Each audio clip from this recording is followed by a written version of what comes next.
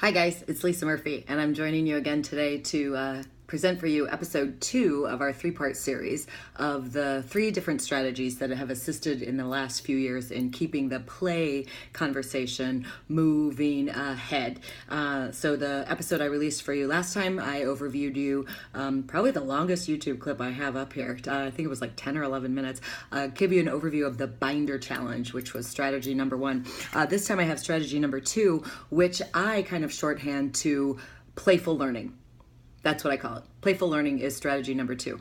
What does that mean? Let's unpack that. So for many years, a lot of us were taught to say, or we got in the habit of saying, that kids learn through play, kids learn through play, kids learn through play. Now, amongst those of us who already have drank that Kool-Aid, we understand what each other means by that. We get that when people say that. We know what that means. And we not only know what it means superficially, but we understand how detailed and how specific and the nuances and the layers that actually go into a phrase that unfortunately has become kind of like a sound bite, a catchphrase, which often to the layman, it loses some of its meaning, it loses some of its muster. So because of that, and in light of that, I probably 4 or 5 years ago started saying playful learning instead of kids learn through play. And let me walk you through this because it can kind of seem really detailed. It can actually seem like something I completely overthought, and maybe I did. But this is my rationale for why I no longer say that kids learn through play. The reason is because a lot of times people, unfortunately even people in this industry, still think that if kids are playing, they're not learning. And if it is a learning situation, then it better not look like anybody has having any fun. That idea falsely that it's one or the other, that it's learning or playing or learning, but that, it can't be both. We call that the false dichotomy, right? That one is separate from the other and they don't ever mix together. And we know that not to be true. We know that that's not best practice.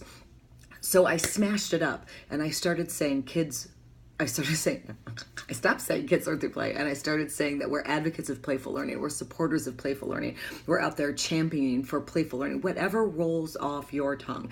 And the overthinking component of this is that in my brain, if you are, pretend for a minute, if you're like somebody who you're not into the play at all, you don't get it, you don't understand it, you don't know anything about it, and I'm now saying that as an early childhood educator, creating this environment for your child, we are a play-based program. Let's say you don't get that, and I say to you, play, kids learn through play, kids learn through play, and I'm out there, rah, play.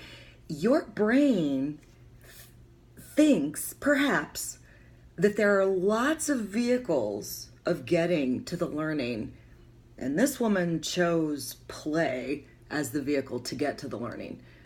I think if you're really a naysayer, there's room for that argument, that your brain might think that there's lots of ways of getting to the learning, and this is the one you chose at the expense of perhaps something else.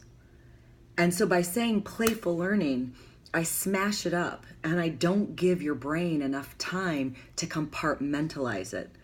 So by saying that we believe in playful learning, we're advocates of playful learning, supporters of playful learning, you don't have enough time to separate it.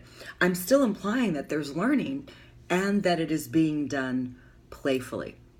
So the strategy number 2, although it seems kind of like really maybe more cerebral and maybe, as I've already said, overthought a little bit, but strategy number 2 is no longer saying kids learn through play, and instead saying that we're advocates of playful learning and supporters of playful learning, which then, if you remember from last time, is supported and reinforced in your binder, Playful Learning Equals Readiness, presenting the evidence. So, a little quicker than the last episode, but strategy number 2 for your consideration and keeping the play conversation going is to change up perhaps your language, get practice with it, right? Say it in the car a couple times, say it in the mirror, let it roll off your tongue, find a way for it to feel authentic and organic, and think about how you might start inserting that phrase into your daily conversations, both with parents, with your supervisors, your administrators, your colleagues, people in the community, that play-based, hands-on early childhood educational environments that support playful learning are in fact getting children ready for school. Thanks again. I'm Lisa Murphy, the Ooey Gooey Lady, and I look forward to seeing you again next time. Thanks.